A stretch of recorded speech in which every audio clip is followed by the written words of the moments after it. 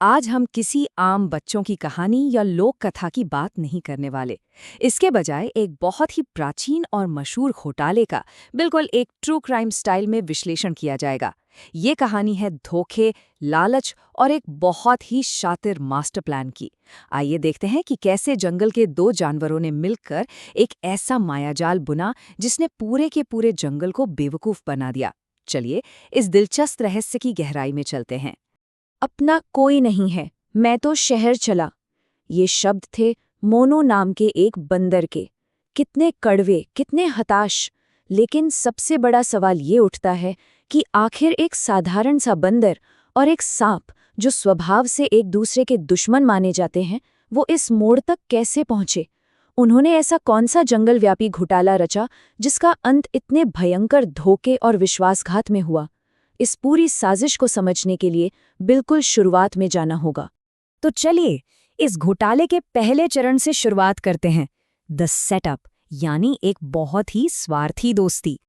ये दोस्ती एक पेड़ के नीचे शुरू हुई और सच कहें तो ये किसी भरोसे पे नहीं बल्कि सिर्फ अपने अपने फायदे के लिए बनी थी।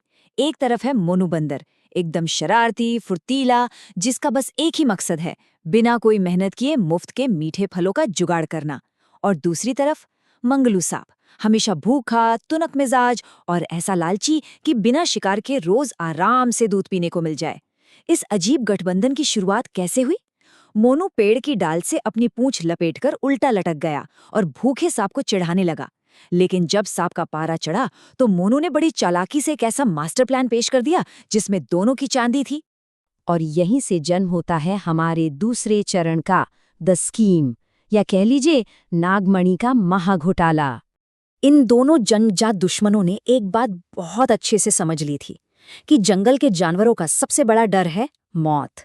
और इसी डर को भुनाने के लिए इन्होंने 3 बहुत ही आसान लेकिन बेहद खतरनाक कदम उठाए। पहला कदम, कांच का एक चमकीला सा टुकड़ा लाना और उसे असली नागमणि बताकर पेश करना। दूसरा कदम, मोनू के जबरदस्त नेटवर्क का इस्तेमाल करके पूरे जंगल में ये अफवाह फैलाना कि भाई ये मणि तो उम्र बढ़ाती है, अमर कर सकती है। और तीसरा कदम, मौत से डरे हुए जानवरों से इस मणि के आशीर्वाद के बदले में भारी भरकम चढ़ावा वसूलना। प्लान जितना सिंपल था, उसका असर उतना ही अचूक था। जरा सोचकर देखिए, ये घोटाला इनके लिए कितना बड़ा जैकपॉट था। एक बंदर और एक सांप मिलकर पूरे जंगल में अपना प्रोटेक्शन रैकेट चला रहे हैं। मंगलू सांप को क्या चाहिए? ताज़ा दूध। और मेहनत कितनी करनी है? बिल्कुल जीरो। वो बस मजे से अपने बिल में बैठा रहता है। उधर मोनू बंदर की डिमांड है ताज़ा फल। उसकी मेहनत वो भी एकदम जीरो। वो बस बाहर बैठकर मार्केटिंग मैनेजर की तरह अफवाहें फैलाने का काम संभाल रहा है। मतलब बिना किसी इन्वेस्टमेंट और बिना किसी मेहनत के सीधा मुनाफा। अब दिमाग में एक सवाल जरूर आता है कि आखिर ये दोनों इतनी आसानी से पकड़े क्यों नहीं गए? खैर, इसका जवाब है नागमणि लूपहोल। मोनू ने मंगलू को एक बहुत ही शातिर टिप दी थी। उसने कहा कि इस मणि का आशीर्वाद सिर्फ कम उम्र के और जवान जानवरों को ही देना। जाहिर है, जिनकी उम्र पहले से ही लंबी है वो वैसे भी जल्दी नहीं मरेंगे, और जो जानवर बूढ़े हो चले हैं उन्हें बिल्कुल आशीर्वाद मत देना। नतीजा, जब वो बूढ़े जानवर अपनी उम्र की वजह से मरेंगे तो पूरे जंगल को यही लगेगा कि अरे, इन्हें मणि का आशीर्वाद नहीं मिला था इसलिए मारे गए।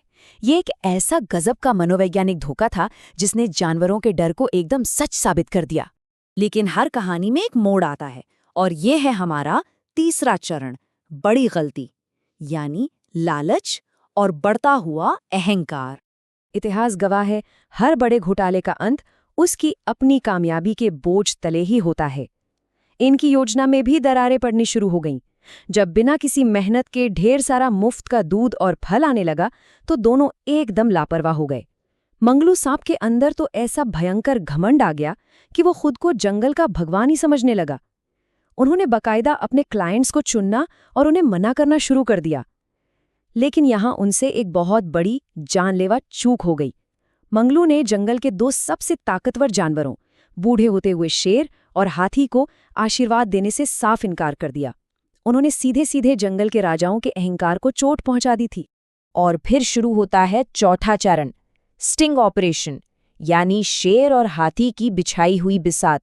जब जंगल के सबसे खूंखार और ताकतवर शिकारियों को नाराज किया जाता है तो अंजाम का खौफनाक होना तय है।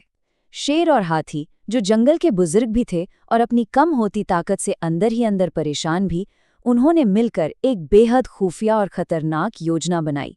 ये किसी पेशेवर असासिनेशन या हत्या की साजिश से कम नहीं थी। शेर इस बात से बौखलाया हुआ था कि बुढ़ापे के कारण अब उससे शिकार नहीं होता, इसलिए उसे वो मणि हर हाल में चाहिए थी। तो प्लान कुछ ऐसा था। पहला चरण, मंगलू के बिल के ठीक बाहर ताज़ा दूध का एक कटोरा चारे के रूप में रखना। दूसरा चरण, हाथी का बहुत प्यार से मंगलू को बाहर बुलाना। तीसरा चरण, जैसे ही मंगलू बाहर आए, हाथी अपने भारी भरकम पैरों से उसका सिर कुचल देगा। और चौथा चरण, शेर उस शातिर बंदर को दबोच लेगा। अब यहाँ एक पल के लिए रुकते हैं। क्या ये कांच का चमकता हुआ टुकड़ा उन्हें बचा पाएगा? जब सामने साक्षात मौत हाथी और शेर के रूप में खड़ी हो, तो क्या झूठ और फरेब का ये जाल कोई भी काम आएगा? क्या उनकी ये नकली अमरता उन्हें जंगल की इस क्रूर सच्चाई से बचा पाएगी? सोचने वाली बात है। चलिए देखते हैं कि हकीकत में क्या हुआ। घात लगाकर किया गया ये हमला बिल्कुल प्लान के मुताबिक शुरू हुआ। हाथी ने मंगलू को बड़ी मीठी आवाज में पुकारा, दूध का लालच दिया। मंगलू भी खुशी खुशी बाहर आ गया।